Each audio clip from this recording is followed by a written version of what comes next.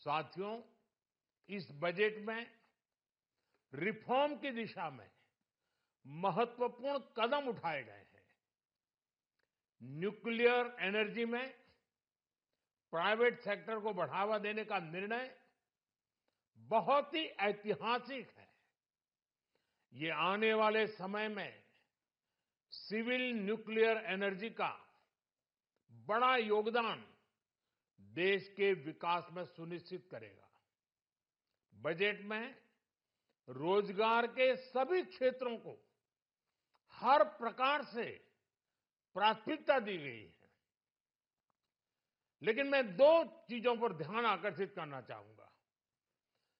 उन रिफॉर्म्स की मैं चर्चा करना चाहूंगा जो आने वाले समय में बहुत बड़ा परिवर्तन लाने वाले हैं। एक, इंफ्रास्ट्रक्चर स्टेटस देने के कारण भारत में बड़े शिप्स के निर्माण को बढ़ावा मिलेगा। आत्मनिर्भर भारत अभियान को गति मिलेगी। और हम सब जानते हैं कि शिप बिल्डिंग ये सर्वाधिक रोजगार देने वाला क्षेत्र है। उसी प्रकार से देश में टूरिज्म के लिए बहुत संभावना है। महत्वपूर्ण 50 टूरिस्ट डेस्टिनेशन, वहां पर जो होटल्स बनाएंगे, उस होटल को पहली बार इंफ्रास्ट्रक्चर के दायरे में लाकर टूरिज्म पर बहुत बल दिया है। इससे हॉस्पिटैलिटी सेक्टर को, जो रोजगार का बहुत बड़ा क्षेत्र है, और टूरिज्म जो रोजगार का सबसे बड़ा क्षेत्र है, एक प्रकार से चारों तरफ रोजगार के अवसर पैदा करने वाला एक क्षेत्र को ऊर्जा देने वाला काम करेगा। आज देश विकास भी विरासत भी इस मंत्र को लेकर चल रहा है। इस बजट में भी इसके लिए भी बहुत महत्वपूर्ण और ठोस कदम उठाए गए हैं। ये बजट न केवल देश की वर्तमान आवश्यकताओं को ध्यान में रखता है, बल्कि हमें भविष्य की तैयारी करने में भी मदद करता है। स्टार्टअप के लिए deep tech fund, geospatial mission और न्यूक्लियर एनर्जी मिशन ऐसे ही महत्वपूर्ण कदम है। मैं सभी देशवासियों को एक बार फिर इस ऐतिहासिक पीपल्स बजट की बधाई देता हूं और फिर एक बार वित्त मंत्री जी को भी बहुत बहुत बधाई देता हूं। बहुत बहुत धन्यवाद। 1 करोड़ पांडुलिपियों के लिए संरक्षण के लिए, मैन्युस्क्रिप्ट के लिए ज्ञान भारतम मिशन लॉन्च किया गया है। साथ ही भारतीय ज्ञान परंपरा से प्रेरित एक नेशनल डिजिटल रिपोजिटरी बनाई जाएगी। यानी टेक्नोलॉजी का भरपूर उपयोग किया जाएगा और हमारा जो परंपरागत ज्ञान है उसमें से अमृत निचोड़ने का भी काम होगा।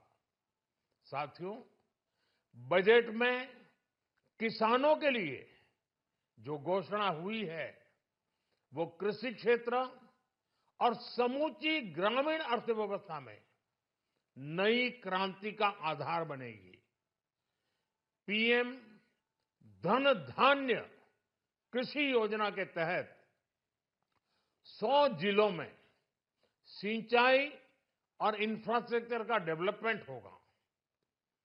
किसान क्रेडिट कार्ड की लिमिट 5 लाख तक होने से उन्हें ज्यादा मदद मिलेगी। साथियों, अब इस बजट में 12 लाख रुपए तक की आय को टैक्स से मुक्त कर दिया गया है। सभी आय वर्ग के लोगों के लिए टैक्स में भी कमी की गई है।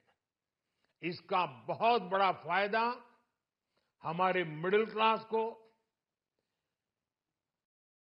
नौकरी पेशे करने वाले जिनकी आय बंधी हुई है, ऐसे लोगों को, मिडिल क्लास को इससे बहुत बड़ा लाभ होने वाला है। उसी प्रकार से जो नए नए प्रोफेशन में आए हैं, जिनको नए नए जॉब मिले हैं, इनकम टैक्स की ये मुक्ति उनके लिए एक बहुत बड़ा अवसर बन जाएगी। साथियों, इस बजट में मैन्युफैक्चरिंग पर 360 डिग्री फोकस है, ताकि एंटरप्रेन्योर्स को, एमएसएमईज को, छोटे उद्यमियों को मजबूती मिले और नई जॉब पैदा हो।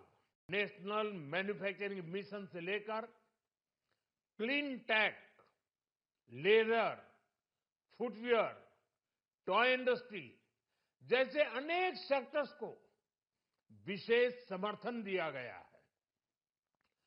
लक्ष्य साफ है कि भारतीय प्रोडक्ट्स ग्लोबल मार्केट में अपनी चमक बिखेर सके। साथियों, राज्यों में इन्वेस्टमेंट का एक वाइब्रेंट कॉम्पिटिटिव माहौल बने, इस पर बजट में विशेष जोर दिया गया है। एमएसएमईज और स्टार्टअप के लिए क्रेडिट गारंटी को दोगुना करने की घोषणा भी हुई है।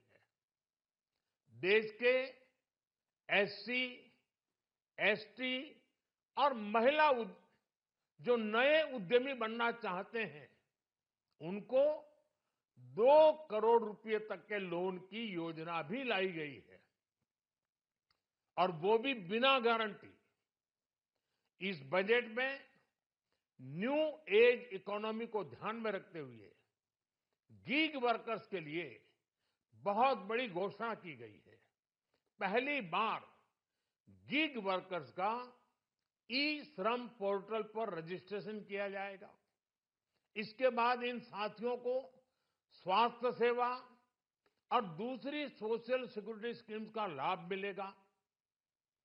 ये डिग्निटी ऑफ लेबर, इसके प्रति, श्रम एव जयते के प्रति सरकार के कमिटमेंट को दर्शाता है। रेगुलेटरी रिफॉर्म से लेकर फाइनेंशियल रिफॉर्म्स, जन विश्वास 2.0 जैसे कदमों से मिनिमम गवर्नमेंट और ट्रस्ट बेस्ड गवर्नेंस के हमारे कमिटमेंट को और बल मिलेगा।